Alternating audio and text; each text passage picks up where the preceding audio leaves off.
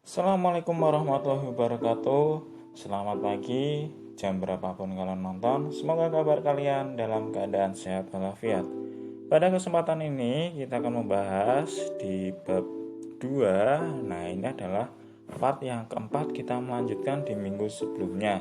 Tetap di bab 2, yakni ketentuan UUD NRI tahun 45 dalam kehidupan berbangsa dan bernegara. Yang kita akan pelajari subbab tentang pertahanan dan keamanan negara Republik Indonesia. Substansi pertahanan dan keamanan NRI secara substansi diatur dalam UUD 45 pasal 30 ayat 1-5. Usaha pertahanan dan keamanan negara dilaksanakan melalui sistem dan keamanan rakyat semesta Tentara Nasional Indonesia dan Kepolisian NRI sebagai kekuatan utama, rakyat sebagai kekuatan pendukung. Nah, Tentara Nasional Indonesia itu terdiri atas Angkatan Darat, Laut, dan Udara sebagai alat negara, bertugas mempertahankan, melindungi, dan memelihara keutuhan dan kedaulatan negara. Kepolisian NKRI sebagai alat negara yang menjaga keamanan dan ketertiban masyarakat, bertugas melindungi, mengayomi, melayani masyarakat, dan menegakkan hukum. Dan susunan kedudukan TNI, Kepolisian NRI, hubungan kewenangan TNI dan Kepolisian NRI di dalam menjalankan tugasnya, syarat-syarat keikutsertaan warga negara dalam usaha pertahanan dan keamanan diatur dengan undang-undang.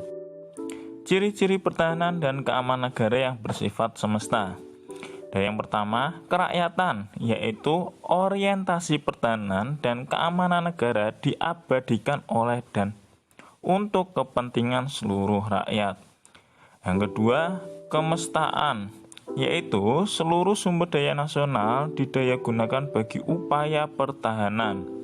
Dan yang ketiga, kewilayahan, yaitu gelar kekuatan pertahanan dilaksanakan secara menyebar di seluruh wilayah NKRI sesuai dengan kondisi geografis sebagai negara kepulauan. Ancaman dan gangguan terhadap keutuhan negara Indonesia. Gangguan dari luar negeri, misalnya klaim dan pengusahaan pihak asing terhadap wilayah Indonesia, pencurian kekayaan alam, penyelundupan barang.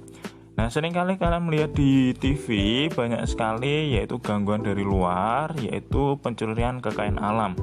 Dulu pernah ada yang namanya kapal asing mengambil ikan di perairan Indonesia, dan dengan sigapnya pada waktu itu pemerintahan di bidang wilayah kelautan pada saat itu adalah Ibu Susi. Nah, kapal tersebut langsung diamankan oleh Ibu Susi dan pada waktu itu ditenggelamkan. Nah, begitu ancaman tersebut langsung disigap oleh pemerintahan Indonesia sehingga tidak ada pencurian kekayaan alam yang dimiliki oleh warga negara Indonesia. Gangguan dari dalam negeri. Nah, kalau di dalam negeri sendiri pun itu ada yang harus kita jaga, yaitu terhadap separatisme, terorisme, makar, dan konflik SARA. Yang kedua, kesadaran bela negara. Bela negara adalah sikap dan perilaku warga negara yang dijiwai oleh kecintaannya kepada NKRI berdasarkan Pancasila dan Undang-Undang 45 dalam menjalin kelangsungan hidup bangsa dan negara seutuhnya. Peraturan perundang-undangan yang mengatur kewajiban untuk membela negara itu terdapat pada Undang-Undang 45 pasal 7 ayat 3. Setiap warga negara berhak dan wajib ikut serta dalam upaya bela negara. Pasal ini menegaskan konsep bela negara yang diwujudkan dalam kegiatan penyelenggaraan pertahanan negara. Yang kedua, pasal 30 ayat 1, tiap-tiap warga negara berhak dan wajib serta dalam usaha pertahanan dan keamanan negara. Yang ketiga, pasal 30 ayat 2, yaitu usaha pertahanan dan keamanan negara dilaksanakan melalui sistem pertahanan dan keamanan rakyat semesta oleh Tentara Nasional Indonesia dan Kepolisian NKRI sebagai kekuatan utama dan rakyat sebagai kekuatan pendukung. Nah, cara-cara mewujudkan bela negara, kita bisa melihat poin-poin yang ada di PowerPoint ini, yaitu yang pertama, ikut serta dalam mengamankan lingkungan sekitar.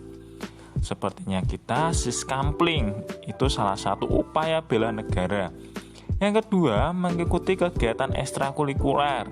Yang ketiga, pengabdian sesuai profesi keahlian. Yang keempat, belajar dengan tekun pelajaran pendidikan kewarganegaraan. Yang kelima, membantu korban bencana dalam negeri. Yang keenam, pelatihan kemiliteran secara wajib. Yang ketujuh, pengabdian sebagai anggota TNI. Nah, itu adalah upaya bela negara yang bisa kalian lakukan dimanapun. Cukup sekian pemaparan pada pertemuan hari ini.